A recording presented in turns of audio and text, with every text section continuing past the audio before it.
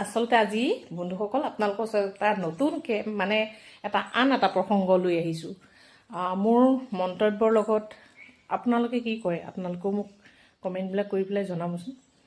কিছুমান মানুহ আছে স্কিপ মাৰি থাকে আৰু কমেণ্টবিলাক ইমান বেয়াকৈ দিয়ে। তেওঁলোকে সেই যিজনে এতিয়া ধৰক মই কৈ আছোঁ, মোৰ ঠাইত থাকি পেলাই তেওঁ সেইখিনি কথা ভাবিবলৈ চিন্তা নকৰে।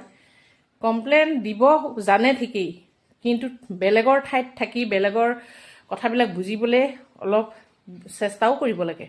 আজি আমি দুজন ব্যক্তিৰ হৈ পেলাই যদি কিবা কাম কৰি আছোঁ, তেতিয়াহ'লে সেই ব্যক্তিজনৰ হৈ পেলাই আমি সচেতন থকাটো দৰকাৰ, বা আমি যাৰ কাৰণে আমাৰ অন্নমুঠি হৈ আছে সেই মানুহজনৰ প্ৰতি আমি অনেষ্টি থকাটো দৰকাৰ নে অদৰকাৰ ভাবকচোন আপোনালোকে। এতিয়া কথাটো কৈছোঁ, মই ক'ৰবাত ডিউটি কৰোঁ, তো সেই ডিউটিটোৰ প্ৰতি মই অনেষ্টি থকাটো নিশ্চয় দৰকাৰ, কাৰণ তেওঁলোকে মোক মাহিলী দৰমহা দিব, নহয়নে? এতিয়া সেইখিনি কথা ক'বলৈ গ'লে মানুহে ক'ব এই মানুহজনী চিন্তা চৰ্চাবিলাক ইমান কুধৰণৰ, ইমান মেণ্টেলিটি বেয়া, এনেকুৱা ধৰণৰ কথা ক'লে আপোনাৰ কেনে লাগিব কওকচোন। উল্টাই আকৌ আপোনাক ময়ে পোহপাল দিম, আপুনি মোকেই 10টা কথা শুনাব। তেতিয়াহ'লে আপোনাৰ প্ৰতি মই সদয় হ'ব লাগিব নে নিৰ্দয় হ'ব লাগিব ভাবকচোন।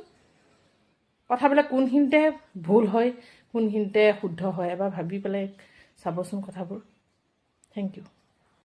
এনে কিছুমান মতা মানুহ আছে যিয়ে নিজৰ তিৰোতাক আনৰ ওচৰত কিন্তু বৰ জখাই দেই, এই কৰোঁ সেই কৰোঁ, কিন্তু অন্তৰেৰে তেওঁলোকে নিজৰ ঘৈণীয়েকক কেতিয়াও ঘৈণীয়েক বুলি স্বীকৃতি দিবলৈ টান পায়। সমাজত একেলগে যদি যাবলগীয়া হয় তেওঁলোকে লাজ পায় যে এয়া মোৰ ৱাইফ হয়, সেনেকৈ বুলি পৰিচয় দিবলৈ লাজ পায়। কিয় জানে? কেনেবাকৈ যদি তেওঁৰ যিখিনি মৰ্যাদা আছে সেইখিনি কিজানি কম হৈ যাব। আৰু যদি কেনেবাকৈ ঘৈণীয়েকে ইনকাম কৰিবলৈ যায়, তেতিয়া তেওঁলোকৰ নাক কাণ কটা যায়। কিন্তু ঘৰত আহি তেওঁলোকে দপদপনি দিব পাৰে, তই কেইটকাৰ মানুহ।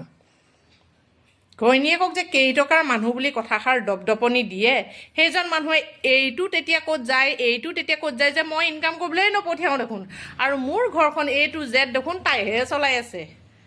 তেতিয়া নাক কাণ নাথাকে, তেতিয়া বংশৰ পৰম্পৰা নাহে, তেতিয়া 14 গোষ্ঠী মাৰ গুলি, তেতিয়া ঘৈণীয়েকক 10টা কথা ক'ব পাৰে। কিন্তু ঘৈণীয়েকে যদি ল'ৰা ছোৱালীৰ হৈ পেলাই যদি 2টা কথা মাতিবলগীয়া হয়, তেতিয়া তেওঁলোকৰ বংশ নষ্ট হয়, মাক বাপেকৰ সন্মান হানি হয়।